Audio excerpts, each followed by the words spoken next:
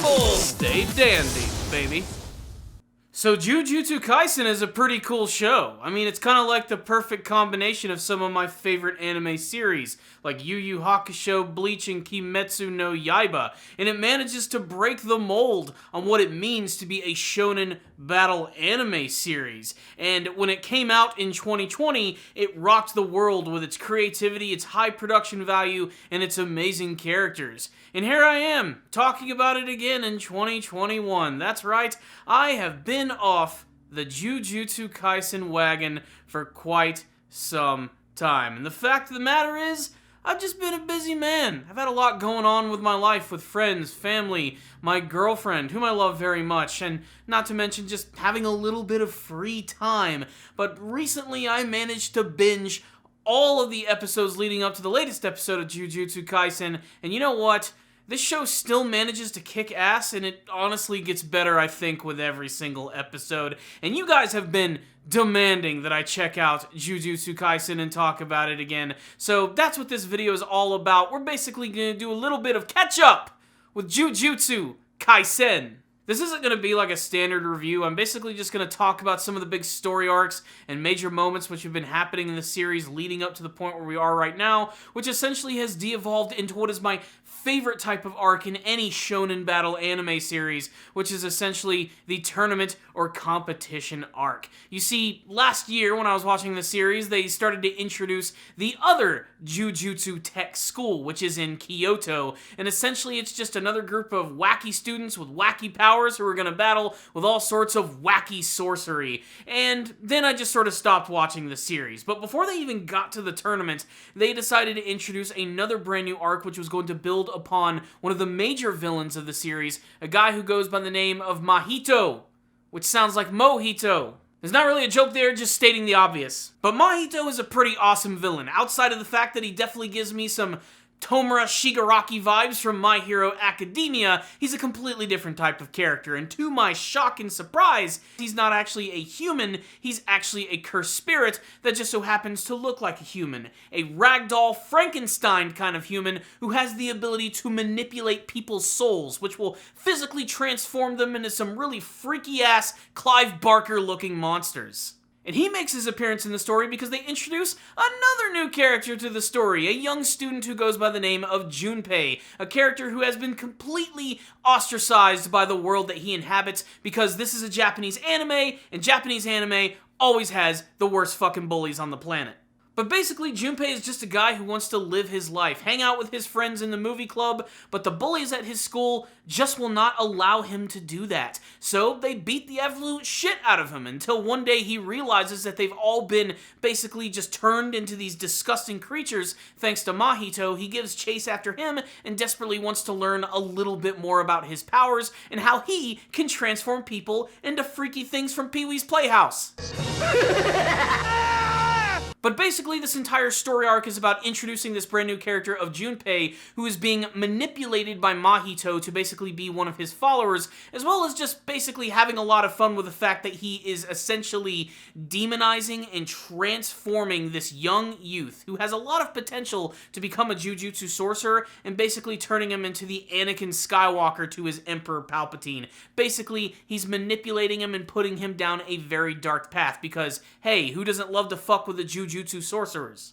In the meantime, while all of this is going on, Yuji is actually investigating this entire situation where Mahito is transforming people, and he's getting help from this other brand new sorcerer they introduced who goes by the name of Nanami, and Nanami is just fucking awesome. I love this character. He's so different than anyone that we've seen so far in the series, starting out as a standard sorcerer who became a salaryman, and then got really bored by this prospect and went back to hunting down cursed spirits. He's no nonsense, he's got a really slick design, and has one of the coolest powers that I've seen from the entire series. He has this ability which basically allows him to pinpoint the exact weak point of any enemy in a 1 to 10 spectrum of 7 to 3. Essentially, there is 3 points in the spectrum that he can find, which will allow him to find this weak point and fuck up his opponents. Visually, ridiculous and awesome and over the top and unique and unlike anything that I've actually seen from the series. He also fights with a really cool weapon and even has the ability to manipulate his very body with the power of his glasses. Basically, when this dude goes into overtime, consider yourself fucked.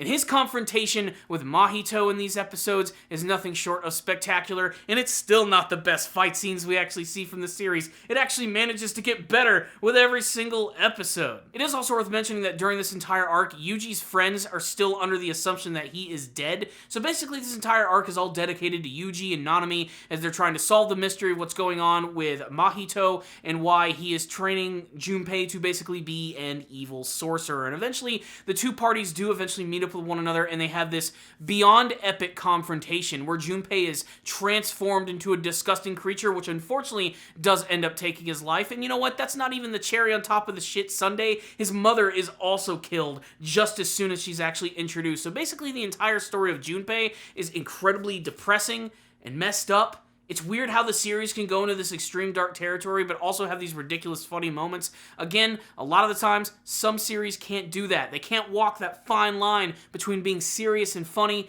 Jujutsu Kaisen does it amazingly. But then we get this epic battle with Yuji and Nanami fighting against Mahito, and it's nothing short of spectacular. I talked about it in some of my previous reviews back in the distant year of 2020. The production value of the show is pretty damn solid across the board in terms of the execution of its action scenes, in terms of giving me things that are completely brand new and inventive, and it manages to look really good the entire time, being incredibly fluid, and most importantly, something I bring up all the time in my action anime reviews, it's impactful. You feel it. The sound design of this series is nothing short of spectacular, and it only enhances every single action scene. And the battle with Mahito is just nothing short of crazy. I mean, the fact that this guy can manipulate his body and transform it into a number of different ways allows him to do a lot of crazy stuff. Transforming into giant monsters, shrinking himself, turning into a giant porcupine man with spikes going all over the place. The guy just runs the gamut in terms of what he's actually capable of. But there's a great moment where both Yuji and Nanami are just absolutely wailing on him,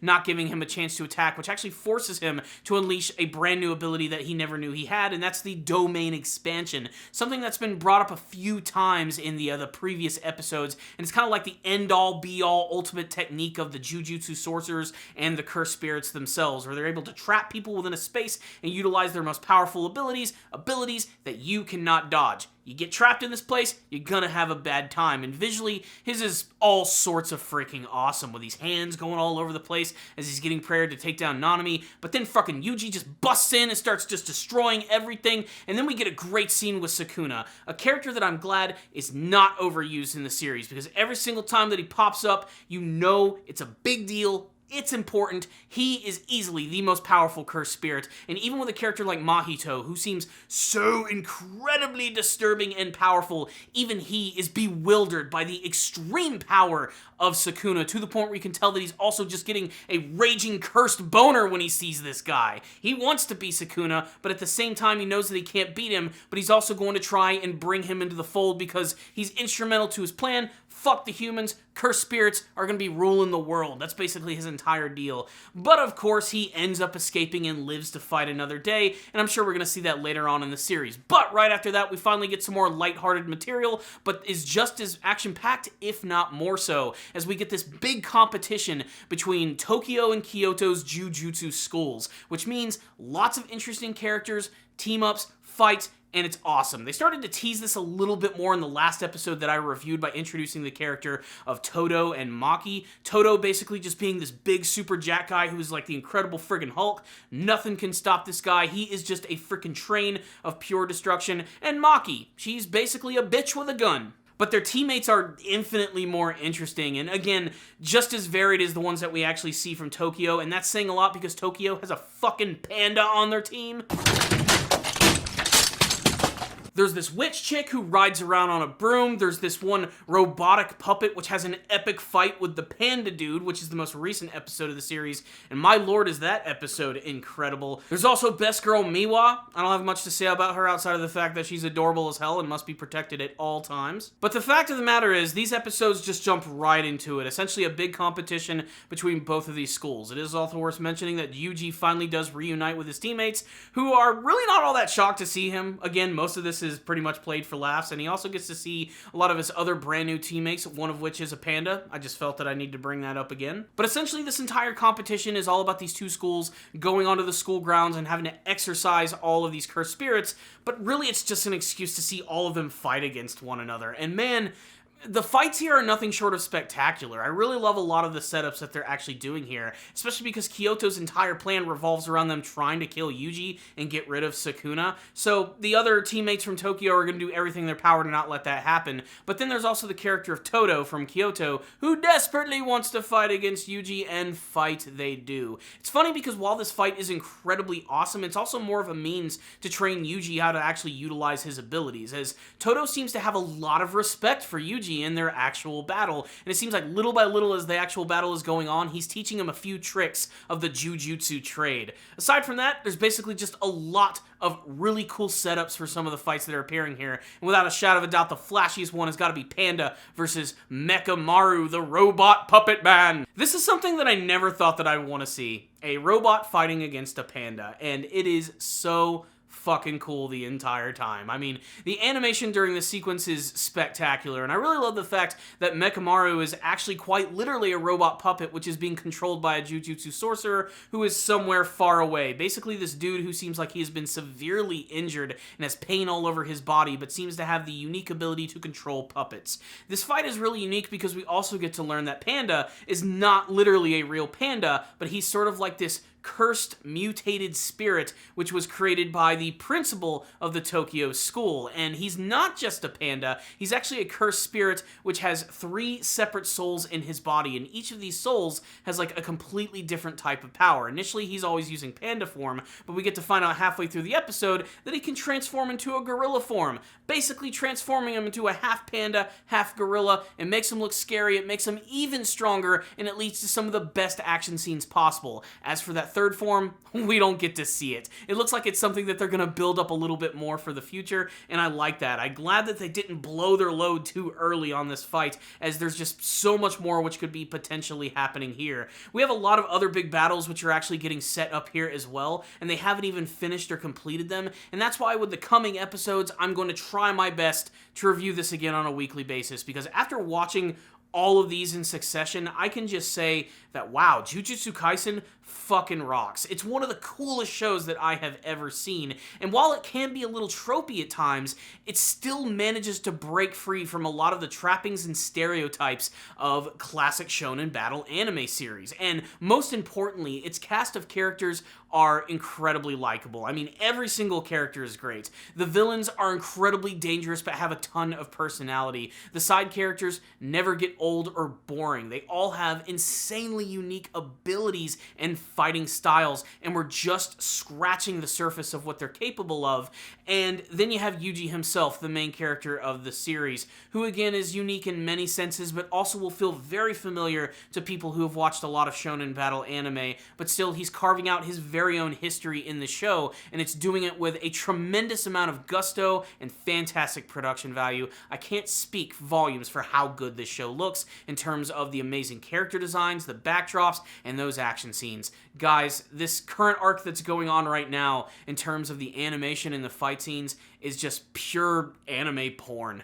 I really do love it. So, yes, this was not like a big full-on review, but I just wanted to let you know that I am back. I'm catching up on the series, and I'm really loving what I'm seeing. I'm going to do everything in my power to review the coming episodes of the series for you guys, because I want to talk about it a little bit more and more in depth with every single episode, because there's going to be a lot more to see, I guarantee, in this this big giant battle that's going on between Tokyo and Kyoto. I'm sorry that I had to skim over everything with the Junpei storyline. Just believe me when I say that it's incredible. It's really dark in terms of its storytelling, but at the same time, there's this lighthearted nature to the series which just blends so perfectly with all of the dark elements. Everything just works in Jujutsu Kaisen, and if it continues to be this good, I have a feeling that it could end up being a cult classic by its end, and I really hope that we're going to see a bright future for the franchise, because when I first started watching it, I knew nothing of Jujutsu Kaisen. The anime has been my full introduction to the entire series, so I can't wait to see where it's going to be headed from here. But yeah, like I said,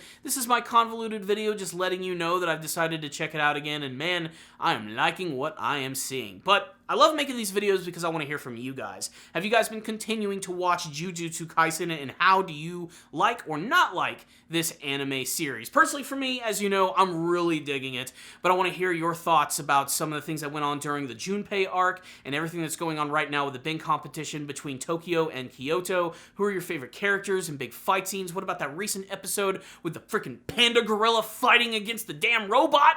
Man, do I sound like I'm on drugs when I'm talking about this shit?